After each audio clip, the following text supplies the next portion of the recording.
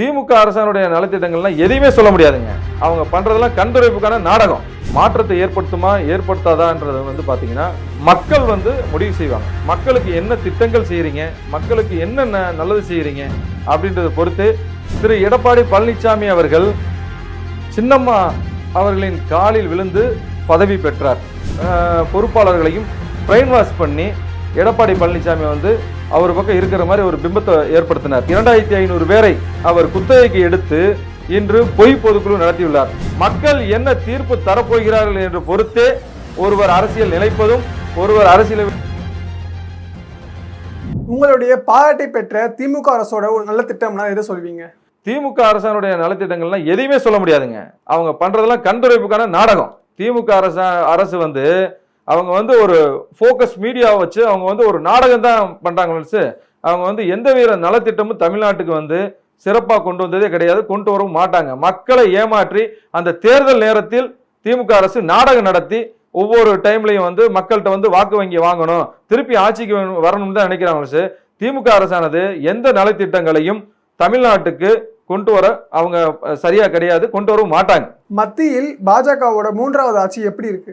பாரத பிரதமர் நரேந்திர மோடிஜி அவர்கள் நிறைய நலத்திட்டங்களை, குறிப்பாக பார்த்தீங்கன்னா தமிழ்நாட்டினுடைய ஏற்கனவே நம்ம அனைத்து இந்திய அண்ணா திராவிட முன்னேற்ற கழகம் ஆட்சி பொறுப்பில் இருக்கும்போது கேட்கும் நலத்திட்டங்கள் அனைத்தையும் அம்மா அவர்களின் நற்பெயரில் வழங்கினார். இப்போ 3வது வந்து பாரத பிரதமராக திரு நரேந்திர மோடிஜி அவர்கள் பொறுப்பேற்றிருக்கிறார். நல்ல சிறப்பாக வழிநடத்தி சென்று கொண்டிருக்கிற பாரதத்தை. தாவேக தலைவர் விஜய் அரசியல் வருகையை நீங்க எப்படி பாக்குறீங்க? இது வந்து ஒரு ஜனநாயக நாடு. யாரு வேணாலும் அரசியலுக்கு வரலாம், அரசியல் கட்சி தொடங்கலாம்.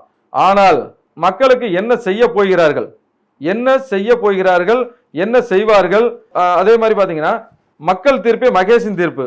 மக்கள் என்ன தீர்ப்பு தரப்போகிறார்கள் என்று பொறுத்தே ஒருவர் அரசியல் நிலைப்பதும் ஒருவர் அரசியலை விட்டு போவதும் அது வந்து மக்களுடைய தீர்ப்பை பொறுத்து அமையும். நடிகர் விஜயோட அரசியல் வருகை வந்து மாற்றத்தை ஏற்படுத்துமா? ஏதாச்சும் நிறைய பாத்தீங்கன்னா அரசியல் கட்சியில வந்தவங்க நிறைய திரைப்படத்தில் நடித்து எல்லாமே வந்திருக்கிறாங்க. ஆனால் மாற்றத்தை ஏற்படுத்துமா ஏற்படுத்தாதான்றது வந்து பார்த்தீங்கன்னா மக்கள் வந்து முடிவு செய்வாங்க. மக்களுக்கு என்ன திட்டங்கள் செய்கிறீங்க, மக்களுக்கு என்ன நல்லது செய்கிறீங்க அப்படின்றத பொறுத்து அவங்க வந்து மாற்றத்தை ஏற்படுத்துமா ஏற்படுத்தான்றது மக்கள் பாடம் போட்டுவார்கள், மக்கள் வந்து சொல்வார்கள். அம்மாவின் மறைவுக்கு அப்புறம் அதிமுக வந்து இரண்டு தலைமையாக மாறிச்சு இல்லையா? அப்போ நீங்க திரு ஓ பன்னீர்செல்வம் அவர்கள் தலைமை ஏற்க என்ன காரணம்? மாண்புமிகு இதய தெய்வம் புரட்சி தலைவி அம்மா அவர்களுக்கு இடையூறு ஏற்படும் காலகட்டத்தில் தமிழகத்தினுடைய முதலமைச்சராக 2 முறை புரட்சி தலைவி அம்மா அவர்களால் அரசியல் வாரிசாக அடையாளம் காட்டப்பட்டவர் ஐயா திரு ஓ பன்னீர்செல்வம் அவர்கள். அம்மா அவர்களை விரும்பும் தொண்டர்கள், அம்மா அவர்களை நேசிக்கும் தொண்டர்கள் ஐயா திரு ஓ பன்னீர்செல்வம் அவர்களை நேசிக்கிறார்கள், நேசித்துக் கொண்டே இருப்போம். திரு ஓ பன்னீர்செல்வம் அவர்கள் அதிமுகவை மீட்க நிறைய சட்ட போராட்டம் நடத்தி வராங்க இல்லையா? ஆனால் தீர்ப்புகள்லாம் பார்த்தீங்கன்னா எடப்பாடிக்கு சாதகமாகவே இருக்கு. இதை நீங்க எப்படி பாக்குறீங்க? திரு எடப்பாடி பழனிசாமி அவர்கள் சின்னம்மா அவர்களின் காலில் விழுந்து பதவி பெற்றார். பதவி பெற்ற பிறகு எடப்பாடி பழனிசாமி அவர்கள், அதாவது கட்சிக்கு உழைக்கக்கூடிய விசுவாசிகள் யார் யார் என்று எடப்பாடி பழனிசாமிக்கு தெரியாது. ஐயா திரு ஓ பன்னீர்செல்வம் அவர்கள் கழகத்தினுடைய ஒருங்கிணைப்பாளராக இருக்கக்கூடியவர், எல்லாத்தையும் அனுசரித்து செல்லக்கூடியவர், புரட்சி தலைவி அம்மா அவர்களால் அரசியல் பயின்றவர். ஐயா அவர்கள் கட்சியினுடைய விசுவாசியாக யார் யார் செயல்படுகிறார்கள் என்று எடுத்து அவர்களை நல்ல பொறுப்பில் அமர வைத்து அழகு பார்க்கக்கூடியவர். உதாரணமாக ஒரு ஒன்றிய கழக செயலாளர் ஒருத்தரை ஐயா அவர்கள் பதவிக்காக அவர்களை பரிந்துரை செய்வார். அப்போது இணை ஒருங்கிணைப்பாளர் இருக்கக்கூடிய எடப்பாடி பழனிசாமி அவர்கள் என்ன செய்வார் என்று தெரியுமா? யார் ஐயா அவர்கள் மூலம் பரிந்துரைக்கு வருகிறார்களோ அவர்களை நேரடியாக அழைக்காமல் அந்த பகுதியில் இருக்கக்கூடிய எடப்பாடி பழனிசாமியுடைய ஆதரவாளரை பேச சொல்லி, உன்னை நான் ஒன்றிய கழக செயலாளராக ஆக்குகிறேன், அதற்கு ஒருங்கிணைப்பாளர் கையெழுத்து இட மறுக்கிறார், எனவே உனக்கு நான் திரும்பவும் அந்த ஒன்றிய கழக செயலாளராக நான் வந்து கையெழுத்து இடுகிறேன், நீ என்னுடைய ஆதரவாளராக செயல்பட வேண்டும் என்று ஒவ்வொரு பொறுப்பாளர்களையும் பிரெயின் வாஷ் பண்ணி எடப்பாடி பழனிசாமி வந்து அவர் பக்கம் இருக்கிற மாதிரி ஒரு பிம்பத்தை ஏற்படுத்தினார்.